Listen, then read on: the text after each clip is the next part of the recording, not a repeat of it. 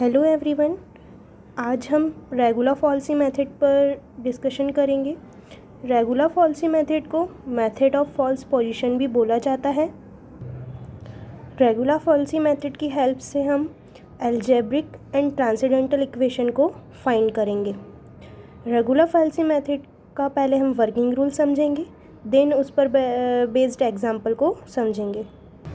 Working rule: Consider the equation f(x) equals to 0 and choose 2 points A and B such that f of A and f of B are of opposite signs। यहाँ पर f of x equals to 0 हमारे पास कोई equation given होगी। यहाँ हम उसका graph बनाएंगे। जो इक्वेशन हमको गिवन है उसमें हम उस इक्वेशन से हम A एंड B की वैल्यू फाइंड करेंगे। हम उसमें 0, 1, 2 इस टाइप से वैल्यूज़ को पुट करेंगे और फिर चेक करेंगे कि उसमें फ़ंक्शन की वैल्यू पॉजिटिव आ रही है और नेगेटिव आ रही है। जब अल्टरनेटिव वैल्यूज़ मतलब अपोजिट वैल्यू मिल जाएंगी हमको, तो हम उसको A एंड B बोलेंगे। हमारे पास फंक्शन ऑफ A की value positive I and function of B की value negative I. Function of A हमने कैसे निकाला? जो हमारे पास A की वैल्यू हम फाइंड करेंगे उसको हम मेन इक्वेशन में पुट कर देंगे तो हमको क्या मिल जाएगा? फंक्शन ऑफ A मिल जाएगा। वैसे ही हम क्या करेंगे, B की वैल्यू हमने जो फाइंड की, चूज़ की, उसको हम मेन इक्वेशन में पुट करेंगे तो हमको क्या मिल जाएगा? फंक्शन ऑफ B मिल जाएगा। यहाँ पर A के कोऑर्डिनेट्स क्या हो जाएंगे? A comma function of A। यहाँ पर B के कोऑर्डिनेट्स क्या हो जाएंगे? B comma function of B। Since the graph of y equals to fx cross the axis of x between these points, a root must lie between these points, close interval a comma f of a and b comma f of b. The equation of the chord joining these 2 points is, हमने यहाँ पर a से b को मिलाया, join किया।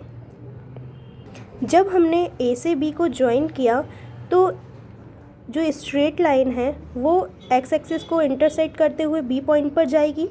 उसको ये naming हमने C कर दी। C के कोऑर्डिनेट्स क्या हो जाएंगे? C, 0। यहाँ पर AB लाइन और AC लाइन ऑब्वियसली एक ही होगी। सबसे पहले हम AB का स्लोप निकालेंगे, देन हम AC का स्लोप निकालेंगे। Slope of AB equals to slope of AC। Slope का फॉर्मूला क्या होता है? y2 minus y1 upon of x2 minus x1। पहले हम AB का स्लोप निकाल रहे हैं तो क्या होगा? f of B minus of f of A upon of B minus A। f of B minus f of A यहाँ पर लिखा है f of B minus f of A upon of B minus A, B minus of A। Same ऐसे ही हम AC का slope निकालेंगे। क्या होगा? 0 minus of f of A upon of C minus of A, 0 minus f of A upon of C minus of A। Then हम यहाँ पर इसका क्रॉस मल्टीप्लिकेशन करेंगे। जब हम क्रॉस मल्टीप्लिकेशन करेंगे तो C माइनस ऑफ A यहाँ पर आ जाएगा, f of B minus of A यहाँ पर आ गया। B माइनस ऑफ A का क्रॉस मल्टीप्लाई होगा minus of f of A के पास। देन हम यहाँ पर क्या करेंगे? Minus of f of A का multiply B minus of A में करवाएंगे। जब मल्टीप्लाई करेंगे तो यहाँ पर क्या मिलेगा? Minus B f of A plus A f of A। Minus का मल्टीप्लाई जब माइनस से होगा तो ये प्लस में कन्वर्ट हो जाएगा। अपॉन की वैल्यू सेम रहेगी, f of B minus f of A। यहाँ पर A नेगेटिव था, इक्वल के इस साइड आएगा, पॉजिटिव में कन्वर्ट हो जाएगा। ये वैल्यू सेम ऐसे ही रहेगी। ये नेगेटिव वैल्यू को हमने पीछे लिख दिया और प्लस वाली वैल्यू को आगे लिख दिया। अब यहाँ पर A के अपॉन में कुछ नहीं है तो 1 ले लेंगे। देन हम इसका LCM लेकर इस इक्वेशन को सॉल्व करेंगे। C इक्वल्स टू हमारे पास क्या वैल्यू आ गई? A f of B minus of f of A plus A f of A minus B f of A upon of f of B minus of f of A। अब यहाँ पर हम A का अंदर multiply कराएंगे, then जो term cancel हो रहे होंगे, उन टर्म्स को कैंसिल कर देंगे। यहाँ पर हमारे पास c की वैल्यू निकल आएगी, c equals to a of f of b minus b of f of a upon of f of b minus of f of a। यहाँ पर हमने a से b पर जो लाइन सेगमेंट बनाया था या जो लाइन बनाई थी, वहाँ पर हम c पॉइंट पर वो क्या कर रही थी, x एक्सिस को इंटरसेक्ट कर रही थी, या वो लाइन सेगमेंट x एक्सिस को टच करके निकल रहा था। उस पॉइंट का नाम हमने यहाँ पर c रखा था। c की हमारे पास यहाँ पर वैल्यू मिल जाएगी। देन हम क्या फाइंड करेंगे, फंक्शन ऑफ c फाइंड करेंगे। जब हम फंक्शन ऑफ c फाइंड करेंगे तो फंक्शन ऑफ c की वैल्यू क्या आएगी, नेगेटिव आएगी। फिर से हम क्या करेंगे, a से यहाँ पर हमारे पास जब फंक्शन ऑफ c हमने चेक किया वो नेगेटिव आया, तो यहाँ पर फिर से क्या होगा, जो रूट होगा वो कहाँ लाई करेगा, a और c के बीच में लाई करेगा। क्यों, क्योंकि यहाँ पर a की वैल्यू क्या है, पॉजिटिव है, यहाँ पर c की वैल्यू क्या होगी, नेगेटिव होगी। तो जो रूट लाई करेगा किसके बीच में करेगा, a और c के बीच में कहीं लाई करेगा। जब फंक्शन ऑफ c की वैल्यू नेगेटिव आएगी तो हमारे पास इंटरवल्स मिल जाएंगे, a एंड c मिल जाएगा। फिर से वही प्रोसेस होगी, हमको एक डी पॉइंट मिलेगा। जब फंक्शन ऑफ c की वैल्यू नेगेटिव आएगी हमारे पास 2 इंटरवल्स मिल जाएंगे, a और c। फिर हम d की वैल्यू फाइंड करेंगे। जब d की वैल्यू फाइंड करेंगे फिर देन हम क्या फाइंड करेंगे, फंक्शन ऑफ d फाइंड करेंगे। फंक्शन ऑफ d फिर से नेगेटिव आएगा तो फिर से हम क्या करेंगे, a से d हम यहाँ पर एक लाइन सेगमेंट ड्रॉ कर देंगे। देन फिर हमारे पास इंटरवल्स मिलेंगे हमको a और d के बीच में। फिर वो इंटरवल क्या होगा, e होगा। फिर यहाँ से हम a से e को हम क्या कर देंगे, ज्वाइन कर देंगे। फिर हम उसके e की वैल्यू फाइंड करेंगे। e की जो वैल्यू आएगी फिर हम क्या फाइंड करेंगे, function of e। Function of e की वैल्यू हमारे पास क्या आ जाएगी, नेगेटिव आ जाएगी। अब ये प्रोसेस हमको कब तक करना है, जब तक हमको एक्यूरेसी रूट ना मिल जाए। हम जब तक ये प्रोसेस को रिपीट करते रहेंगे जब तक हमको रिक्वायर्ड एक्यूरेसी रूट नहीं मिल जाते 3 डेसिमल तक। अब हम इसको एग्जाम्पल से समझते हैं। एग्जाम्पल किस टाइप से आएगा, एग्जाम्पल बाय मेथड के नेम से ही आएगा। Compute the real root of x to the power 3 minus 5x plus of 3 equals to 0 in intervals 1,2 by using regula falsi method. यहाँ पर हमको इंटरवल्स गिवन है। जैसे हमने बाइसेक्शन मेथड में इंटरवल हमको गिवन नहीं थे तो हमने फाइंड किए थे। x की प्लेस पर हमने पहले 0 जो हमारे पास इक्वेशन गिवन है, इक्वेशन है उसमें हमने x की प्लेस पर वैल्यू पुट करी थी 0, फिर 1, -1, और फिर हमने चेक किया था उसमें जो फंक्शन की वैल्यू थी वो उसमें हमें एक पॉजिटिव चाहिए थी और एक नेगेटिव। यदि यहाँ पर हमारे पास इंटरवल्स गिवन नहीं होते, सेम प्रोसेस हम यहाँ पर करते। पहले हम x की प्लेस पर 0 पुट करते, देन चेक करते फंक्शन की वैल्यू पॉजिटिव आ रही है नेगेटिव, फिर 1 पुट करते, फिर 2 पुट करते। लेकिन हमारे पास यहाँ इंटरवल्स गिवन है तो यहाँ पर हम a इक्वल्स टू क्या बोल देंगे 1 और b इक्वल्स टू हमारे पास क्या हो जाएगा 2। a इक्वल्स टू 1 हमें गिवन है, हम क्या फाइंड करेंगे, फंक्शन ऑफ a। हमारे पास a की वैल्यू गिवन है, मेन इक्वेशन में हम क्या करेंगे, x की प्लेस पर 1 पुट कर देंगे तो फंक्शन ऑफ a मिल जाएगा। b की वैल्यू हमको 2 गिवन है, मेन इक्वेशन में हम x की प्लेस पर 2 पुट कर देंगे तो हमको फंक्शन ऑफ b मिल जाएगा। फंक्शन ऑफ a की वैल्यू हमारे पास -1 आई, फंक्शन ऑफ b की वैल्यू हमारे पास +1 आई। Therefore, one root lies between 1 and 2। जो रूट लाई करेगा किसके बीच में लाई करेगा, 1 और 2 के बीच में, मतलब a एंड b के बीच में। हम उसको कुछ इस तरीके से समझते हैं। a इक्वल्स टू हमारे पास 1 था, फंक्शन ऑफ a की वैल्यू -1 आई। b इक्वल्स टू 2 था, फंक्शन ऑफ b की वैल्यू 1 आई। रूट कहाँ लाई करेगा, इन दोनों के बीच में। अब हमारे पास रूट का नेम हमने क्या कर दिया, यहाँ पर x1 रख दिया। हम यहाँ पर क्या फाइंड करेंगे, x1 को फाइंड करेंगे यूजिंग इटरेशन और approximation formula for regular-falsies method. First iteration हम फाइंड करेंगे, x1 इक्वल्स टू क्या हो जाएगा formula, a of f of b minus b of f of a upon of f of b minus of f of a। अभी हमने approximate formula find किया था regular-falsies method के लिए, वही फार्मूला है। c को हमने रिप्लेस कर दिया किससे, x1 से। Formula same, a of f of b minus b of f of a upon of F of B minus of F of A. यहाँ पर हमारे पास वैल्यूज़ गिवन है, हम वैल्यूज़ को पुट कर देंगे। ए की वैल्यू हमारे पास 1 थी, हमने यहाँ पर 1 लिखा। एफ ऑफ बी की वैल्यू हमारे पास क्या है 1, एफ ऑफ बी की वैल्यू हमने यहाँ पर 1 रख दी। देन माइनस बी की वैल्यू हमारे पास क्या है 2, तो हमने यहाँ पर 2 लिख दिया। मल्टीप्लाई फंक्शन ऑफ ए की वैल्यू हमारे पास कैसी आई थी, नेगेटिव आई थी, तो हमने यहाँ पर फंक्शन ऑफ ए की वैल्यू नेगेटिव रख दी। सेम यहाँ पर अपॉन में वैल्यू रख दी। फंक्शन ऑफ बी की वैल्यू 1 थी, हमने यहाँ पर 1 रख दिया। माइनस एफ ऑफ ए की वैल्यू हमारे पास क्या थी, माइनस ऑफ 1, हमने यहाँ पर माइनस ऑफ 1 रख दिया। देन हम क्या करेंगे, x1 की वैल्यू को सॉल्व करेंगे। हमारे पास x1 की वैल्यू क्या फाइंड हो गई 1.5। जब हमारे पास x1 की वैल्यू मिल गई, देन हम क्या फाइंड करते हैं, फंक्शन ऑफ x1 फाइंड करते हैं। फंक्शन ऑफ x1 कैसे फाइंड करते हैं, जो हमको मेन इक्वेशन गिवन होती है उसमें x की प्लेस पर हम क्या पुट कर देंगे 1.5 या 3/2 पुट कर देंगे। जब हम उसको पुट करेंगे तो फंक्शन ऑफ x1 हमको मिल जाएगा। फंक्शन ऑफ x1 हमको यहाँ पर क्या मिला, -1.125। यहाँ पर फंक्शन की वैल्यू फिर से क्या हुई, नेगेटिव आई। यहाँ पर हमारे पास x1 की वैल्यू भी मिल गई 1.5, फंक्शन ऑफ x1 की value -1.25 I.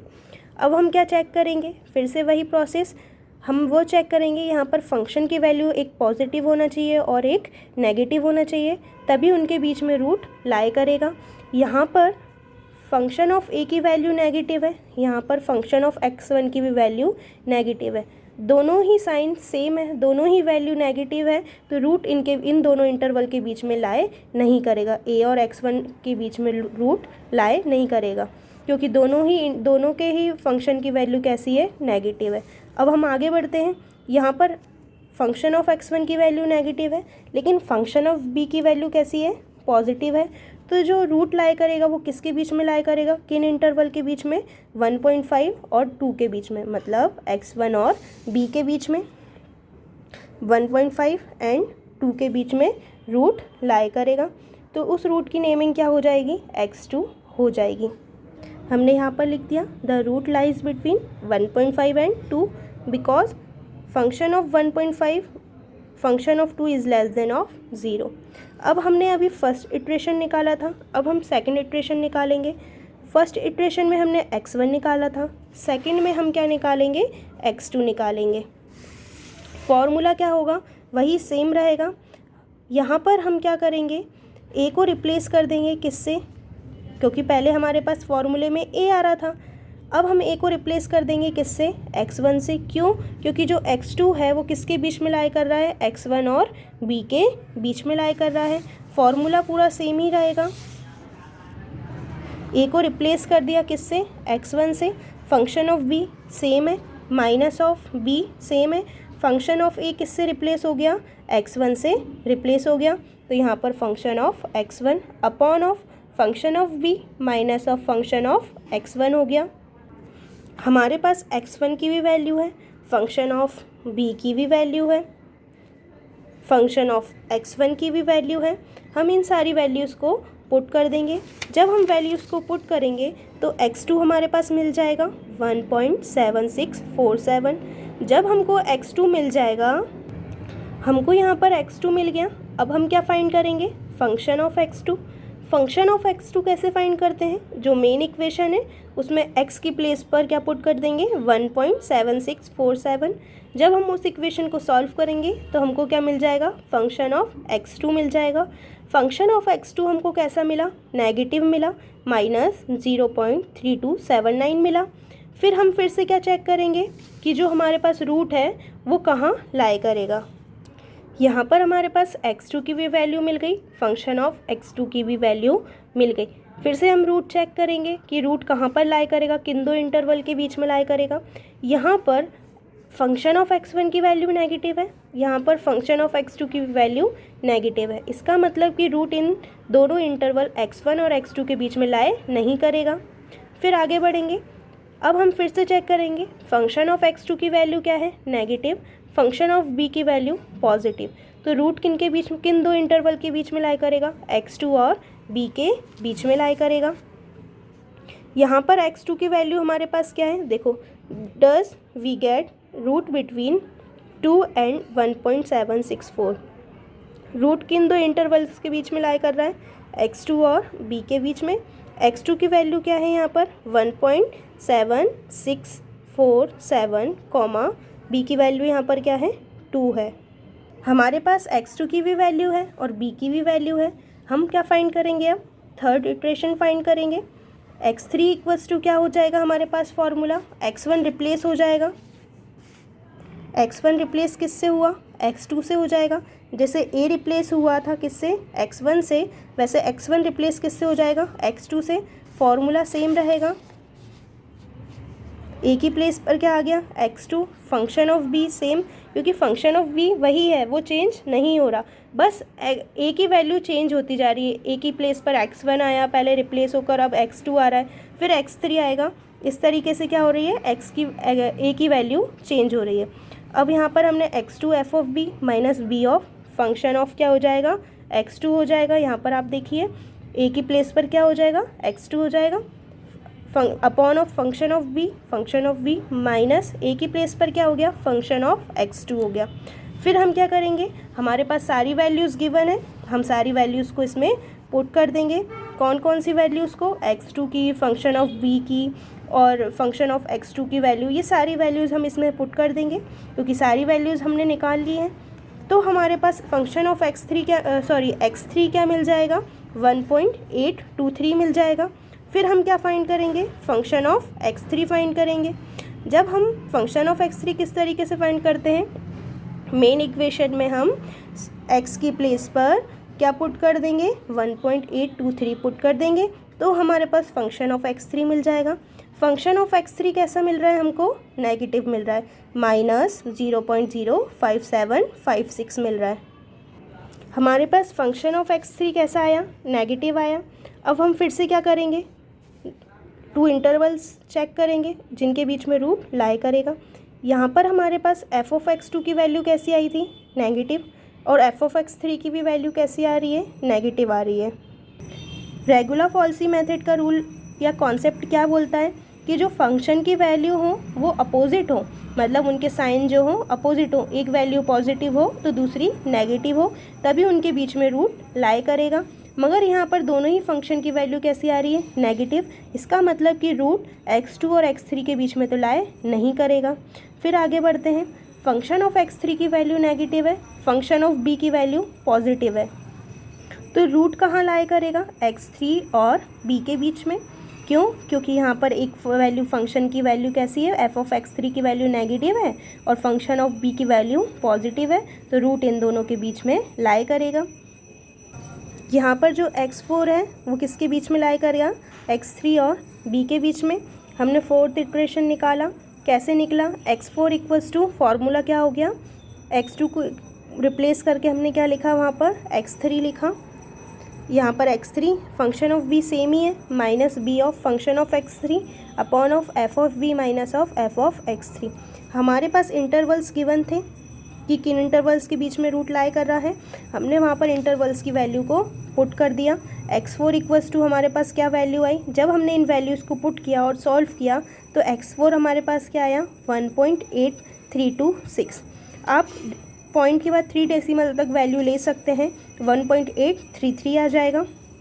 Function of x4 कैसे फाइंड करोगे आप, जो हमारे पास x4 की वैल्यू आई होगी उसको मेन इक्वेशन में जाकर पुट कर दोगे। जो हमारे पास मेन इक्वेशन में हम x की प्लेस पर जब ये वैल्यू को पुट करेंगे तो हमारे पास क्या मिल जाएगा, फंक्शन ऑफ x4 मिल जाएगा। फंक्शन ऑफ x4 की वैल्यू यहाँ पर क्या आई, -0.0084 आई। अब हम फिर से क्या करेंगे, चेक करेंगे, फंक्शन की वैल्यू नेगेटिव है, रूट कहाँ पर लाई करेगा, कैसे चेक करेंगे। यहाँ पर हमारे पास x4 की भी वैल्यू मिल गई और फंक्शन ऑफ x4 की भी वैल्यू मिल गई। फंक्शन ऑफ x4 की वैल्यू कैसी आ रही है हमारे पास, नेगेटिव आ रही है, -0.0084, ये नेगेटिव आ रही है। अब रूट फिर से चेक करेंगे, x3 और x4 के बीच में रूट लाई करेगा क्या, क्योंकि इसलिए लाई नहीं करेगा क्योंकि यहाँ पर फंक्शन ऑफ x3 की भी वैल्यू नेगेटिव है, फंक्शन ऑफ x3 की भी वैल्यू नेगेटिव है और फंक्शन x4 की भी वैल्यू नेगेटिव है, तो रूट इन दोनों के बीच में तो लाई नहीं करेगा। अब आगे बढ़ते हैं, x4 और b के बीच में देखते हैं कि इन दो इंटरवल के बीच में रूट लाई करेगा।